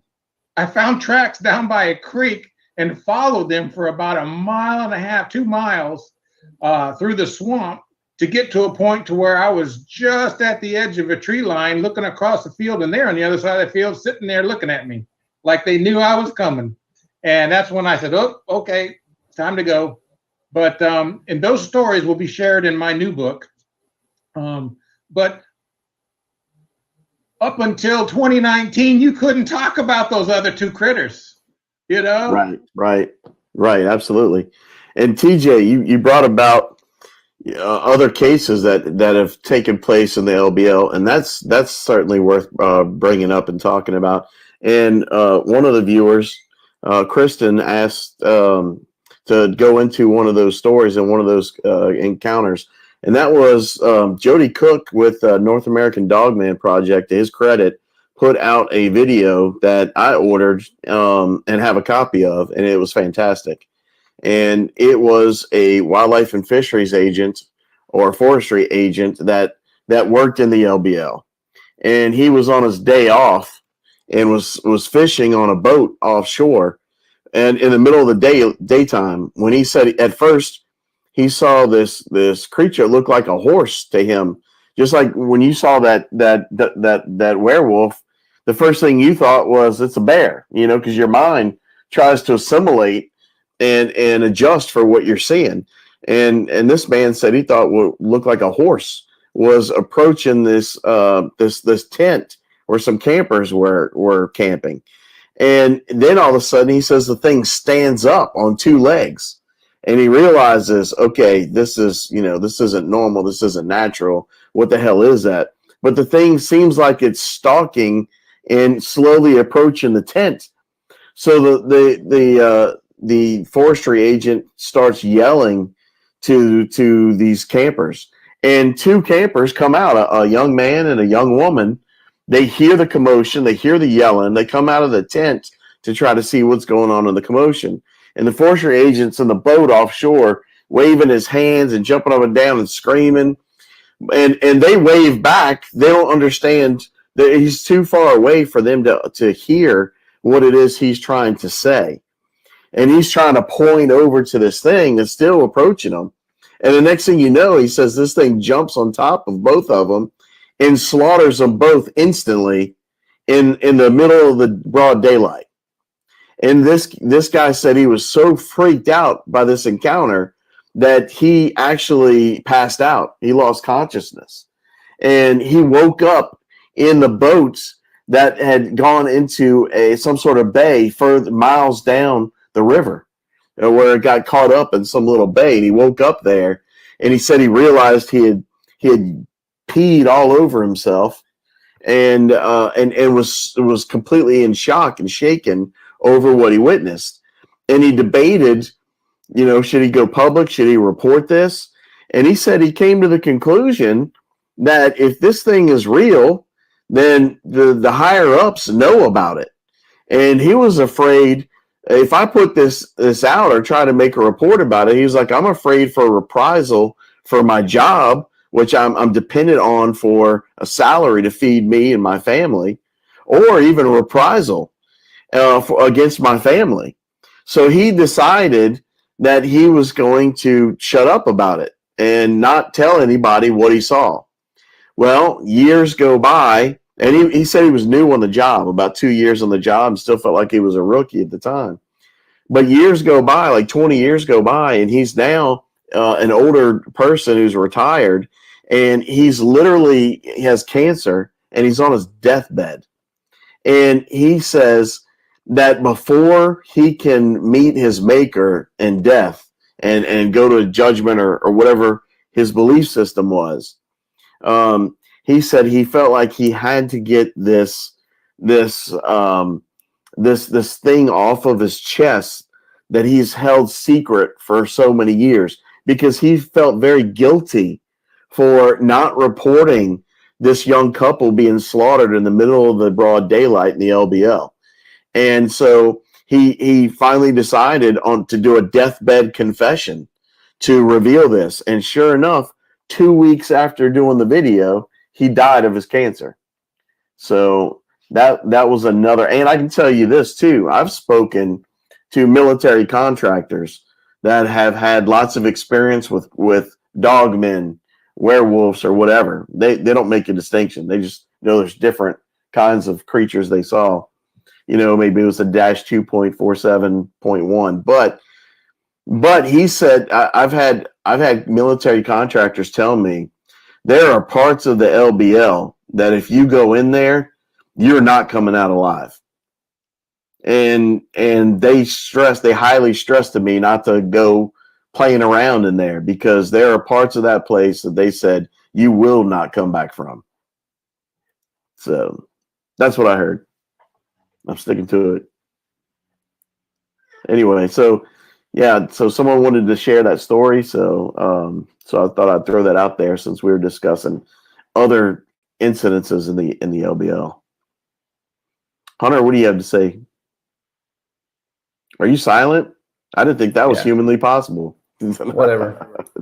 Anyway, so John and Kristen, so that is actually mentioned in reference number 5, enclosure number 5.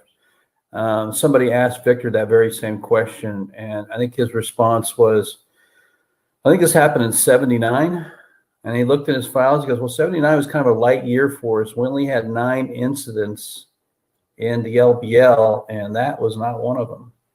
So there's probably a chance that this happened, and no, it was covered up. It was covered up, and right. And like Victor's guys were not even involved. So, but Brant brings up a good point. Brant Douglas. I was wondering how Victor's dad got there from Virginia so fast. Even flying, it takes a few hours. So, Brant, I do cover that in my analysis, and that's going to be, I think, enclosure 8 probably. So, yeah, their base is in Southern Virginia, and I want to say driving was 11 hours and 35 minutes, and flying was 3.5 hours. And listening to Roger's testimony, I believe these guys were already in town for something else. Because, yes, you're right. They were able to get there very fast. And that would lead me to believe that they didn't come from Virginia. They were already on site. They were in the vicinity already for something else. And I don't think they were alone. I think that they had other agents with them. And I think those might be the people that Roger saw at the crime scene that he couldn't identify as anyone else. They didn't look like policemen, but they kind of had camouflage or military style uniforms. They didn't have any markings. Okay, that's Latin for, the agency. And so I stick that in one of my enclosures as well that talks about the uniforms. Did the uniforms look like this? Did the vehicles look like this? Now, granted, we're talking 1982. The BDU, the battle dress uniform, the camouflage uniform came out in October of 81, and then it was only issued to general officers and base commanders. Now, that was October of 81. In November of 81, they started issuing out to the active duty Army.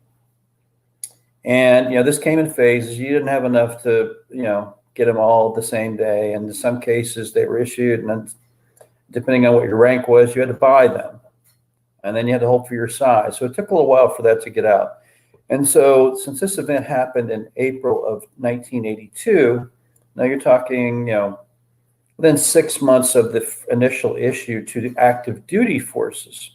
Well, in 1982, the reserve forces were, you got a lot of hand-me-downs. They weren't the first to get, like new uniforms. And they wouldn't have been the priority for that. So my hypothesis is that the Kentucky National Guard, as it were, didn't have camouflage uniforms yet. Now, that's a speculation. I'm not 100% sure. I can tell you from the time and the trends, I got mine issued to me. I don't think I even got them issued to me in 81. I think that I didn't get mine till like maybe January, February of 82. And I was on active duty at the time. I was in the Army Honor Guard at the time at Fort Myer, Virginia. So they like to kind of give us all that new kind of stuff soon. I was still wearing the green uniform. So, and you'll see that in one of the enclosures. So, hey, it's good point, Brant. And hey, I'm happy you pointed that out. I was going to get to that, and I'm surprised that somebody beat me to it. So very good, very good. So let me jump back in here a minute and Yeah, okay. So one thing go real ahead. quick. Since you brought up the BDUs, you talked about the night vision. If I am correct, they developed the night vision during Vietnam. Now, it wasn't something that was issued out to the troops like it is today, but they did have.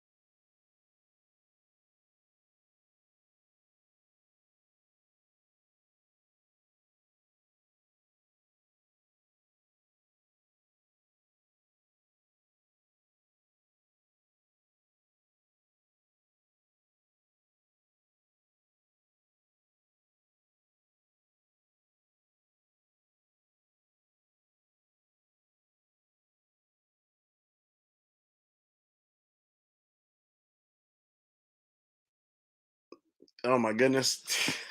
Sorry about that.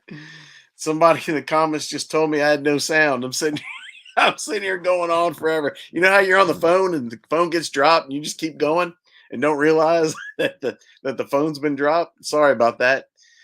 Um, so man, what all did I say?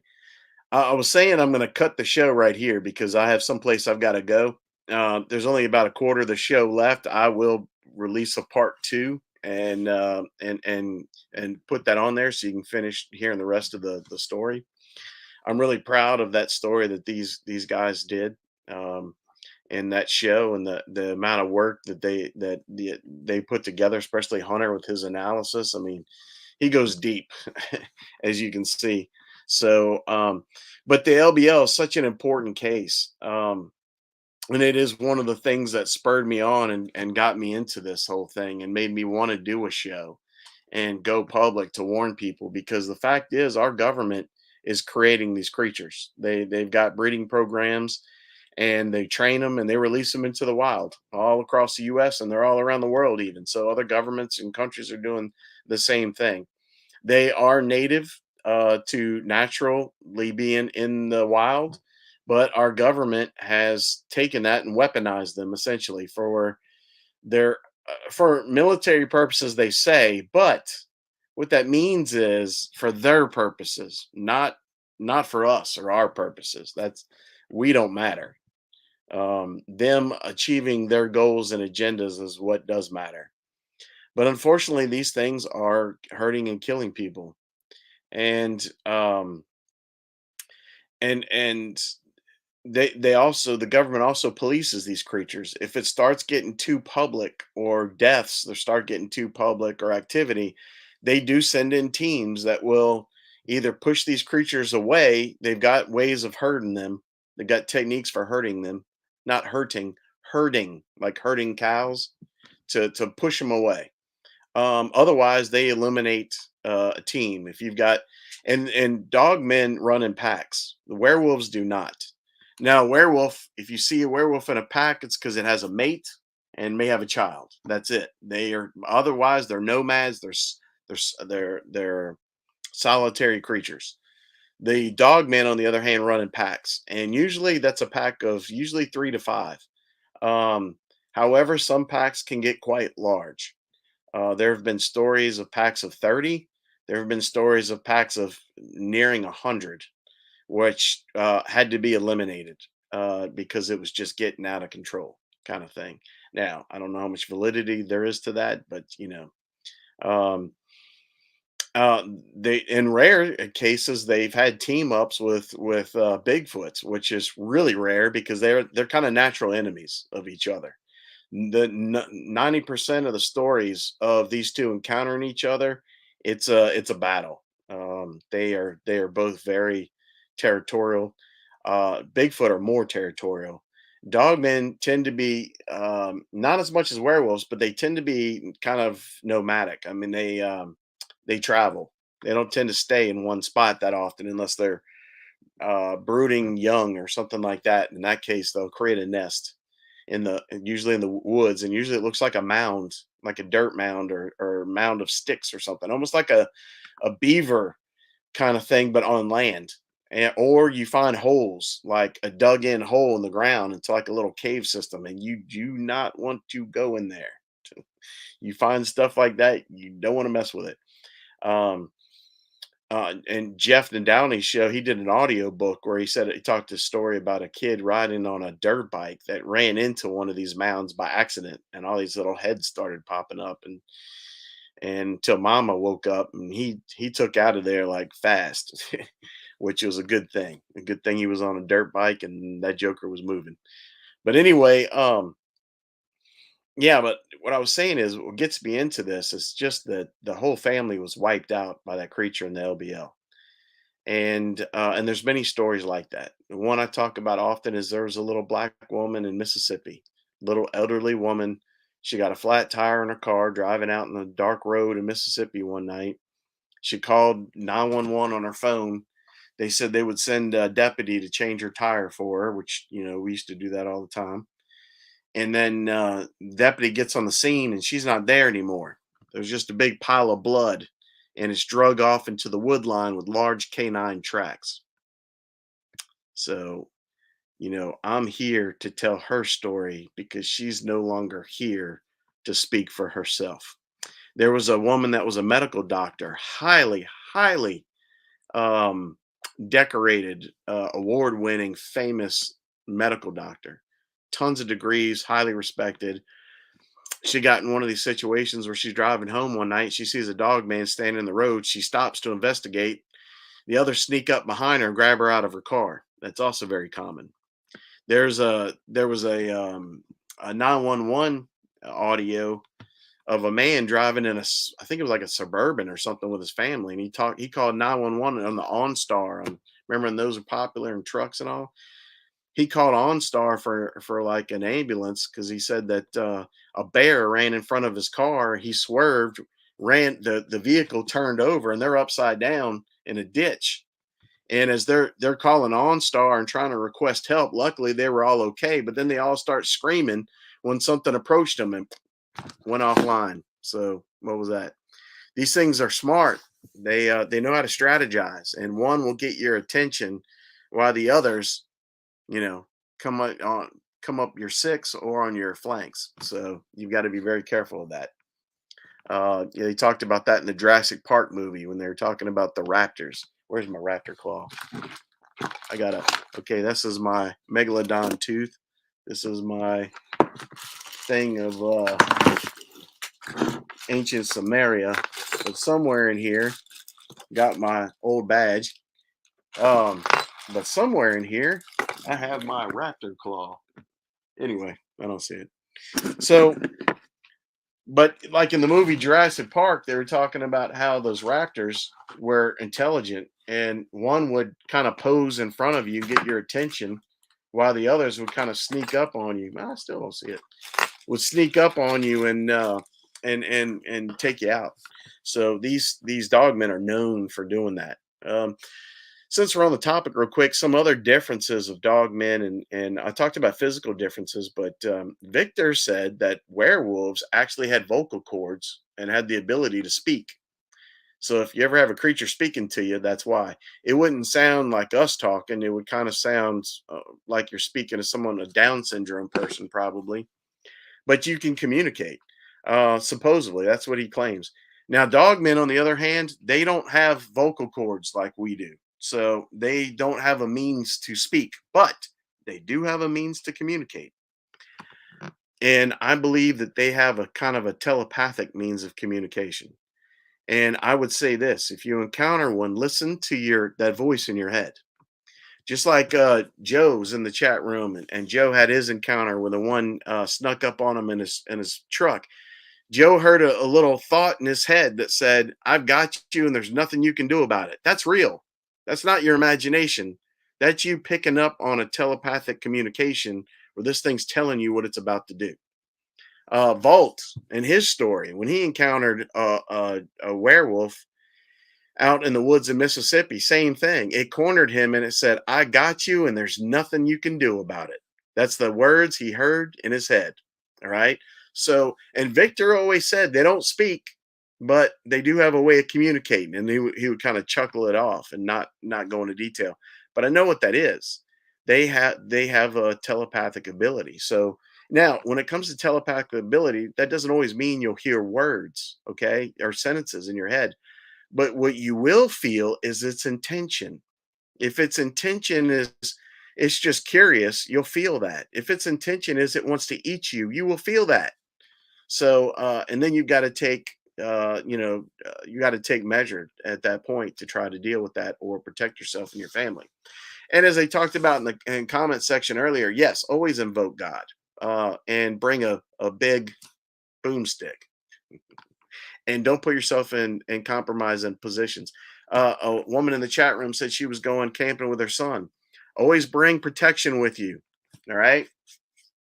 Always bring protection. And 9s are worthless in the wild. Worthless, I argue. Worthless. You want to go 45 plus. And the 12 is very good to have in any occasion. Alternate those with slugs versus shot. But anyway, yeah, boomstick. I was trying to write that in the comments and it kept censoring everything I said. You couldn't say anything. I don't know. It was letting other commenters say stuff about guns, but it censored me every time I tried to make a comment about it. Anyway, also listen to your intuition. Again, if you're out there in the woods and it feels peaceful, you hear the birds, you hear the crickets, you hear the bugs, it feels peaceful, you're probably safe. If you get out there and you feel apprehensive, you feel like you're being watched, you feel like something's off, don't ignore that. Pack your stuff up and leave. All right. Now, don't run and rush where you're making yourself look like frantic prey, but quickly pack your stuff up and leave. Here's another thing in a lot of stories. A lot of stories, even with like Bigfoots and stuff, people will be out camping and these creatures will come make their presence known and the people stay there. And then the next night or two, they end up getting attacked. Well, that's just stupid. All right. If the creature's making its presence known, if the weird things are happening in the night, that's a clue. That means you need to pack your crap up and leave. Don't stay there. I don't understand in these stories why people are like, well, yeah, this happened, that happened. And then we got attacked. I mean, really? I mean, you're asking for it at that point. When you were in the wild, you were on the food chain. All right. And there's crazy stuff out there. And there's crazier stuff out there than Dogman. You've got lizard people. That's real. You've got lizard men. You've got giants. That's real. You've got feral creatures that are like Neanderthals. That's real. I've heard stories like you saw that movie Descent, where these women went spelunking in a cave and came across these like white creatures that used like echolocation that were blind, and they were like man eaters. I've heard many stories of stuff like that being real. Stay away from caves. What else? There's all kinds of there's other types of cryptids. A lot of people say that the rake is fake, but there's a lot of people saying that they're seeing them. Things that fit that description. So they said that, oh, that was just a YouTube invention, and it may have been, but people are claiming they're seeing this stuff, and there's enough people that you should take it somewhat serious. All right. On top of that, other things out there. Hey, aliens, absolutely real. I'll argue any person on planet Earth. Christians, they don't like to think aliens can be real. They're real. I'm sorry. God created more than just one species, and they're not all demons. Is there a connection with aliens and demons? There certainly seems to be. Does that explain all of them? No. The fact is, God created other intelligent life forms. And to quote many people that claim they talked about God and about this and near-death experiences where they went to heaven and came back, or like saints that were in apparitions, they said this. They all say the same thing. I would be a very small God if you were the only intelligent life I created in this universe. In fact, he goes on to say, not only is this universe teeming with life, but that there's actually multiple universes that we are not aware of that are all teeming with life. All right. And now with string theory and quantum mechanics, scientists are starting to get an understanding of other dimensions and other multiverses. It's not just a Marvel thing. But there are other dimensions. And I think even, what was it? Who was it? Not Teller. I'm drawing a blank. The guy from Close Encounters of the Third Kind that they made the true story character after, the Jacques Vallée, the French guy in the movie. He even said that at one point he thought that they were interdimensional and that there could be a spiritual or demonic component as well. So, and we know this. I mean, we as Christians, we believe in demons. Well, they don't live in this dimension, so that means multiple dimensions are real, and they're also intelligent life forms that are not human. So that means God created other intelligent life. Boom, solved. And as far as is there life out there? When I was a police officer, you couldn't say a room was clear or a building unless you cleared it first. So unless we go investigate every planet out there, which, good luck on that one, you can't definitively say there's not other life out there. That just doesn't make sense. So, but anyway, everyone's entitled to their opinion, even if it's wrong. Got a lot of that going around, especially today in cancel culture. If you try to say something called truth, everyone's going to call you a conspiracy theorist. Conspiracy theorist means I don't just take what crap they're feeding me. I investigate for myself. Imagine that. Oh, and I'm aware of the fact that those in authority and power figures, they lie to manipulate and control you. So don't trust them. There's several things not to trust them over. So anyway, I'll get off my spiel, my rant. Turn to God. God's real. The devil's real. You can't fight a war that you don't know you're in. We're born into a war. This is the church militant. Welcome. So that means we are in a war, not just physical that's getting ready to go down. And look, World War III, by the way, I don't know if you noticed, has already started. It's not fully hot yet, but it has officially already started. So we're in a war physically and spiritually. The powers that be are spiritual. And many of those in our government right now do not have your best interests at mind. They have their own interests at mind, not yours. However, Jesus always has your back. So we need to have each other's. And on that, I'm out. I'll post the other in a part 2 to do the final part of that because it's such a good video. I hate to end it, but I've got to run. Anyway, have a good night, everybody. And God bless. And please keep me in your prayers. If you have anyone that has any stories or know of anybody that knows someone who saw Ferris Bueller pass out at 31 Flavors kind of thing, hit me up at HarbingerReport at yahoo.com. And especially if they're Dogman stories, my favorite, or cryptid stories. But anything, even near-death experiences. I've got friends that have had great near-death encounters, but I'm begging them to come on and tell their beautiful stories, but they're apprehensive about doing it. But anyway, pray for that. Pray for me, for the show. Pray for each other, and keep the lights on.